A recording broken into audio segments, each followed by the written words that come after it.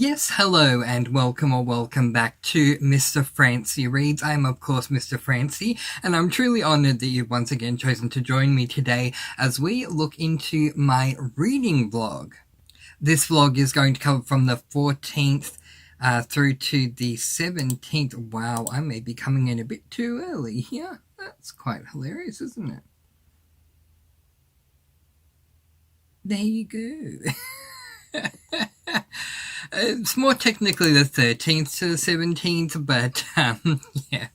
Anyway, it's all good. Basically, it's setting me up for the next reading vlog that I'm going to do, because I would like to do one more vlog after this one prior to my monthly wraps, so it's all good. Plus, we have more time to talk in more detail about the books that I have been reading. So if you are returning, welcome back. If you are new here, welcome. Your sparkling glitter pouch is on its way. When it does arrive, feel free to throw that sparkling glitter into the air and sparkle, sparkle, because we are a sparkling channel.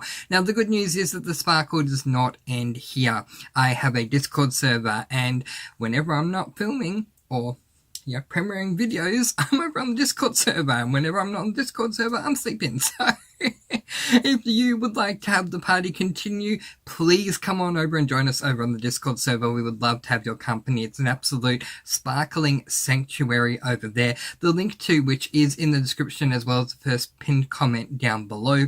It is absolutely free to join, and if you can use Facebook Messenger, you can use Discord. It is really that easy to use. They are not sponsoring this channel. It's just really easy to use. If it wasn't, I wouldn't use it, because there's a lot of social media platforms that put my head into a tailspin. But we are now technically over the halfway mark of September. Can you believe it? Where has the time gone? I hope that you have been having an amazing month of September so far, whether you are like me celebrating the season of spring, or over in the States, if you're celebrating on the other side of the world, celebrating the month of fall. I hope that you are having a really good time. I'm sitting here with my Starbucks coffee. Yeah, great news. The Starbucks in my area, which did burn down about a year or so ago, recently reopened. So yay, I get to have my Starbucks. I've already had a pumpkin spice latte, which made me really happy. I mean, I get that it's spring over here, but I feel like that's my way of celebrating fall with y'all. Like what I did there? Alright. There are a lot of videos that have been coming out lately, and there are more definitely to come for this month. Have been having a bit of a weird month, as I did last month too, and now I'm trying to catch up. So in case you're wondering, Miss Francy, why are there so many videos? This is why. And I do plan, to bring out 2 more videos within the next 2 days. So we'll see how we go. Alright. I usually split up my vlogs into 3 sections: personal update, followed by a watching update, followed by a reading update. I'm going to skip the personal update this time. There's really not a lot to update you all on personally, but I will give you a very quick watching update. So what have I been watching?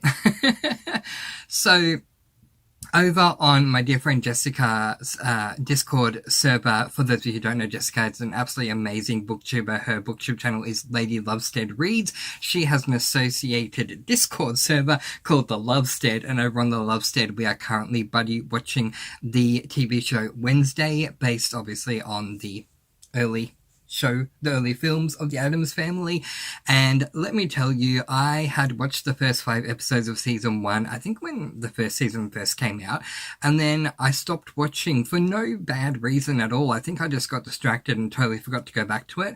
So I decided to rewatch and get up to where I'm up to, and my goodness, let me tell you, this show is so incredibly bingeable.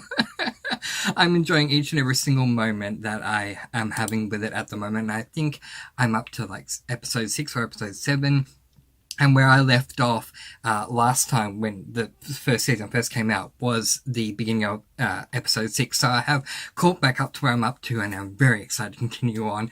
Yeah, it's going to be so much fun. If you would like to join us we would love to have your company with this buddy watch. We are watching season 1 this month in September, then season 2 part 1 in October, and season 2 part 2 in November, to cover those 3 months, because usually the buddy watch goes for 3 months. So that's how Jessica has sorted that one out. Prior to watching Wednesday, I was watching a lot of The Challenge. I love that show so much. I don't have access to every single season over here, but fortunately on Paramount Plus in Australia, they do have some seasons. So I finished watching the really massive season 40 recently, which was so much fun, and then went straight into season 41, not realizing that we're still having episodes coming out for season 41, and I like to binge an entire season, basically not in one sitting, but in one go, and not have to wait each week for another episode to be uploaded. So I am up to date with season 41 of The Challenge, and I'm just waiting for the next episode to come out, but really, really enjoying it. I love that show so much. What a great idea. If you are like me and you love shows like Survivor, Amazing Race, Big Brother, you will absolutely love The Challenge. It is very physical when it comes to the challenges, but it's just so entertaining. I just can't, celebrate it any more than that. My current cozy show, not that it will be called a cozy show, but for me it's rather cozy, would have to be Bob's Burgers. I am doing a restream of binge, I should say, of Bob's Burgers. I think this is my second in a row, as in I started with the pilot episode, got all the way through to up to date, and then went back to season 1 and I'm doing it again. And it's such an easy show to watch that I can't highly recommend it enough. What else am I watching? I was thinking of rewatching Saw, but I think I might wait on that for a bit, actually. And I don't know if there's anything else that I was currently watching. There are things that I'm waiting for to come out, like Physical 100. I'm waiting for the next season, it should be called Physical 100 Asia. And there's a Physical 100 Italy that is coming out, so that makes me very excited that there are 2 different ones. So yeah, waiting on that. I'm waiting on The Bet or whatever it's called, the show that is based on the manga Kakegurui, which is just absolutely fantastic. I love season 1, can't wait for season 2 to come out. And I know that there is something else I'm waiting. Oh, Sweet Magnolias, but that's going to take a long time to come out. So I'll certainly wait on that one as long as I need to. And I'm sure there are others that will come up that we'll get to update in the next vlog. So there you go. All right. Let's get on to some reading. Actually, I'm going to take a quick sip of my drink, and then when we come back, we'll jump right into what I have been reading since we last caught up. I mean, the last vlog that I did was like a week and a half between vlogs, and this one's like 4 days. But anyway, I've still done a lot of reading, so there's still a lot to catch up on. I'll have a sip of my drink, and we'll return.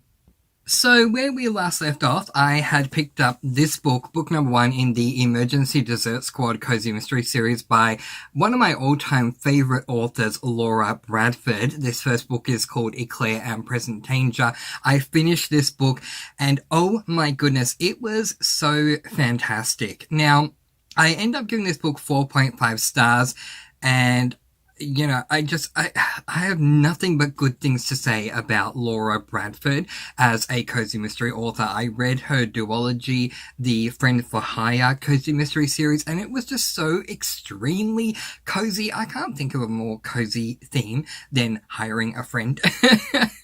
So, yeah, she did really well. And if I remember correctly, Laura Bradford actually penned that during COVID, which what a time to, write something like that, which is what everyone arguably needed at that point, needed a friend. And, really, really beautiful. So I was really happy to read more of Laura Bradford's works. And this book is just as cozy, just as fun and funny. Oh my goodness, so, so, so good. Now, in this book, we follow Winnie Johnson, who runs a dessert company called the Emergency Dessert Squad. Now, it is important for you to know that at the beginning of this book, she was not running that company. She was running her own dessert brick and mortar store, and unfortunately the owner of the location had decided to raise the rent. She couldn't afford it, so she had to get out of there.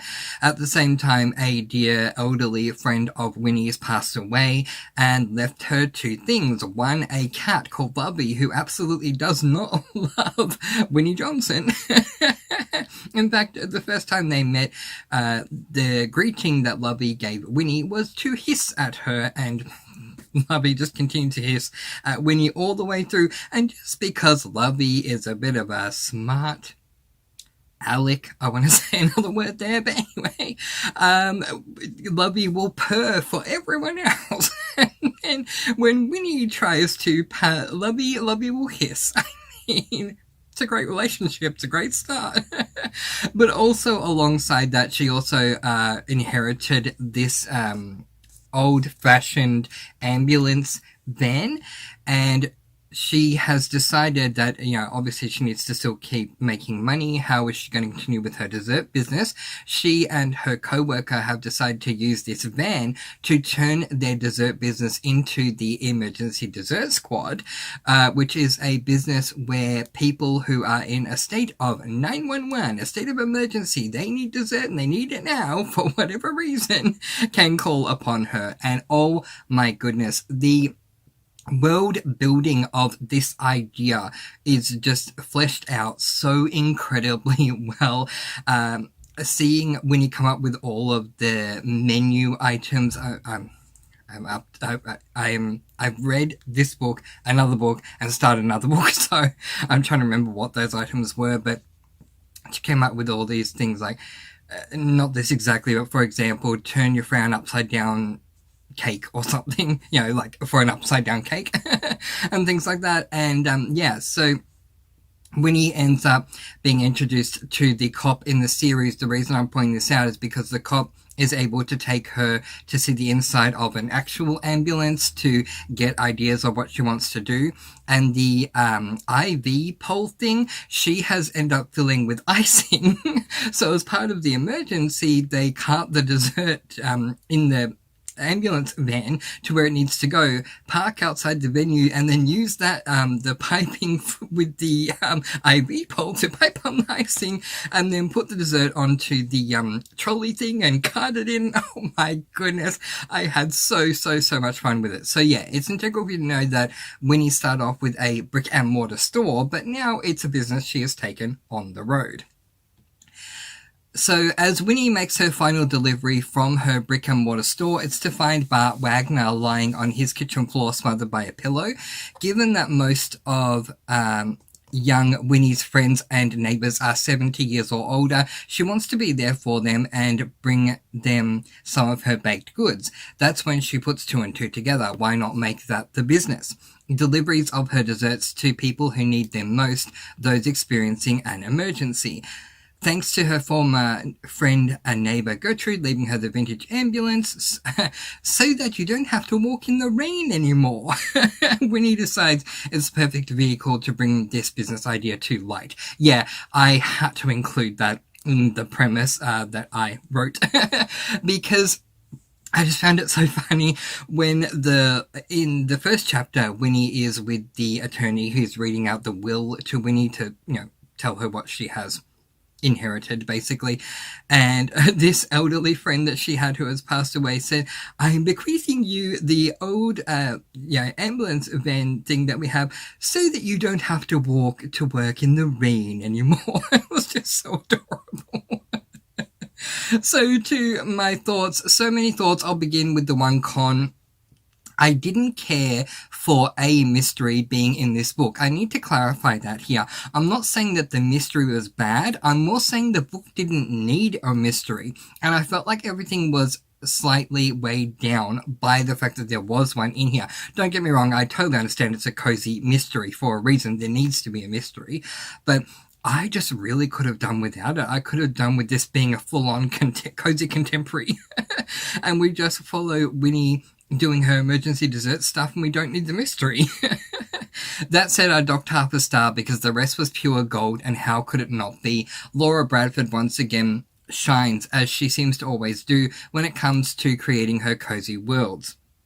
Winnie is such a nice main character who will always go to bat for her elderly friends, even if that means proving to others why it's not charity, but actually incredibly strong bonds. Yeah, so absolutely, just unpacking that a little bit further, at some point, she meets a younger person who notices that she's hanging out with an old man who is her friend. What was his name? Mr. Nelson. Mr. Nelson.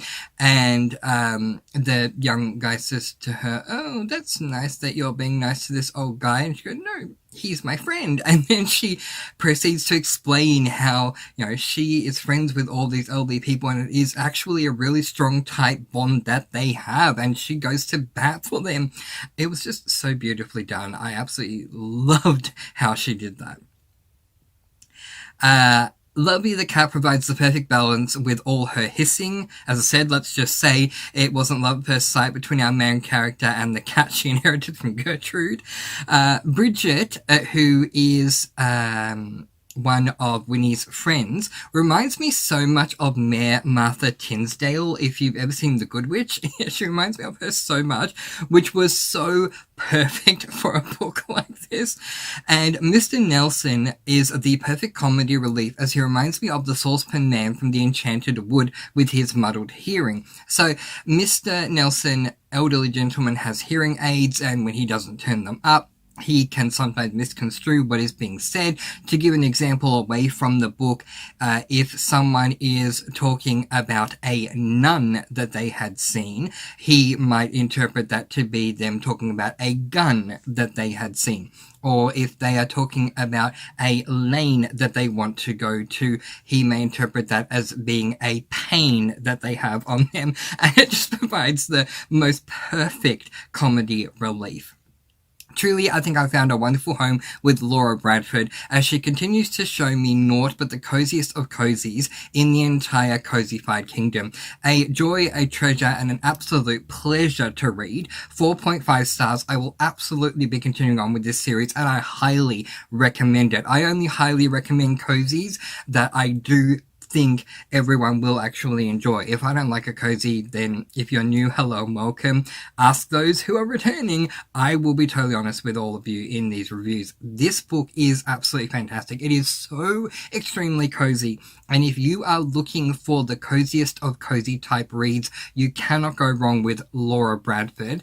And yeah, if you're a fan of culinary cozies, you will absolutely love this book. The only reason I docked the 0.5 stars, as I said, was because I didn't feel like we needed the mystery. I got why it was there, which is why I didn't dock a full 1 star. But I just felt that if we didn't have the mystery, we would have more time for that cozy side that I just love so much. But an almost perfect rating from me of 4.5 stars. I highly recommend this book. So the next book that I picked up was this book, Ghosted, by Patricia Rockwell. This is book number 4 in the An Essie Cobb Senior Sleuth Cozy Mystery series, and I gave this book 5 stars. Oh my goodness, how much time do you have? Okay. In this series, we follow Essie Cobb, who alongside her friends Opal, Marjorie, and Faye, lives in Happy Haven Nursing Home in San Diego in California. Want to know what happened to the Golden Girls, that TV show, those characters, 10 years after the show wrapped up? Well, they all moved into a nursing home called Happy Haven in San Diego, California, and changed their names. Because aside from the names, these characters absolutely read like those Golden Girls. We follow Essie Cobb, who reminds me of Blanche Dubois. We also have her best friends, Marjorie, who reminds me of Rose, Opal, who reminds me of Dorothy, and Faye, who reminds me of Sophia. Oh my gosh, and set in a nursing home with elderly people. You just can't go wrong. I highly recommend this series. I have not seen this series spoken about on BookTube, so we need to get the word out. This is an incredible series that I highly recommend. Now, in this particular book, Essie's daughters have dropped by to stop the madness. It's time to clean out their mother's closet and equip her with an answering machine. Essie doesn't see what the bother is, and even more so, would prefer not to have the additional bother of more technology in her room. But then strange things start happening. She keeps seeing her late husband everywhere. She even hears him on her answering machine. What the heck is going on here? Also, why is the new resident, a great lookalike of Mark Twain, what is he doing each night by going outside the home via the back? Doesn't he know Happy Haven has rules? But don't worry, Essie is on the case. So to my thoughts, oh my goodness, this book was a fever dream and a half. Essie seeing ghosts and other weird things was really freaky. I'm not used to having these things happen to the sleuth we are following. At one point, Essie feared she was getting Alzheimer's, and this was really tough for her and for me to deal with, because I've grown to love Essie so much. So it was just, really scary, because she kept thinking, oh, I have Alzheimer's and I can't tell anyone, because if I do, they're going to put me in another part of the home where I'm going to be restricted with what I can do. And just on a personal note, I completely understand that. My grandmother, who is Dutch, so we call her Alma. She's currently in a nursing home, and she is in one of those areas. My Alma has dementia, and so she's in one of those areas where they are very much restricted with what they can and they can't do compared to your standard elderly resident. And so I related in that way, in that, it did touch upon what I was going through personally with my own grandmother, my own Oma, but also I was definitely feeling for Essie in this one, because, the last thing she wants to deal with is knowing that she potentially has Alzheimer's. And Essie absolutely loves doing puzzles. You can see there, she has her puzzle book there. She loves doing puzzles and stuff like that. She considers herself to be really smart, and she is. She's very much an intellectual being, and so it was hitting even harder for her. But aside from my Alma, it hit me really hard because I love Essie Cobb. So I was like, oh no, I don't want her to have the Alzheimer's, but I feel bad that she can't tell anyone, because if she does, she's going to go to that restricted area. And also, in the restricted area, she wouldn't be able to see her friends. And it was just really hard to deal with. And then, the whole fever dream of what the heck is actually going on here. Seriously. The fevered dream didn't come to an end until the final climax, but let me tell you, that final climax made everything else so totally worth it. A brilliant end to an amazing story. Long live Essie Cobb and her fellow sleuths at Happy Haven, and I gave this book 5 stars. As I say, this series is not talked about anywhere near enough, and it absolutely should be. Also, if you are looking to read a cozy mystery that doesn't deal with a murder being the mystery, as we experience over and over and over and over and over and over and over again, I highly recommend this series, because this is considered to be a lighter cozy, and because of that, it's not dealing with the death. So each and every mystery is very much inspired, and something that I hadn't read about before. So if any of this appeals to you, I highly recommend picking up this series. It is so much fun. I won't steer you wrong. Pick up this series, and you'll agree with me. Why is it so underrated? It just doesn't make any sense. Perfect book. I cannot give it any cons, because it was just that good. 5 stars.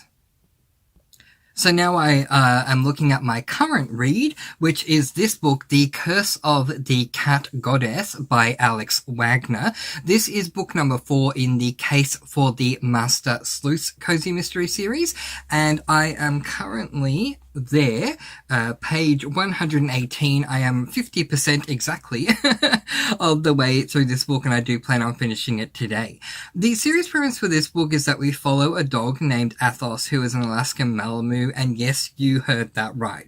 We are not following a human who just so happens to have a dog that helps with the mystery. No, we are following the perspective of the dog, the Alaskan Malamute Athos, and oh my goodness, do I love Athos so much. The way that his mind works, not only as a dog, but also his personality injected into everything that he does. Athos lives with a kitten as of the end of book number 1. You can see her there. Her name is Pearl. And Pearl, even though she's a kitten, considers herself to be a tiger, which is just hilarious. She's a diva and a half, and Athos has no problem telling you that she is a diva and a half, but he does love her, and they both work so well together when it comes to solving cases.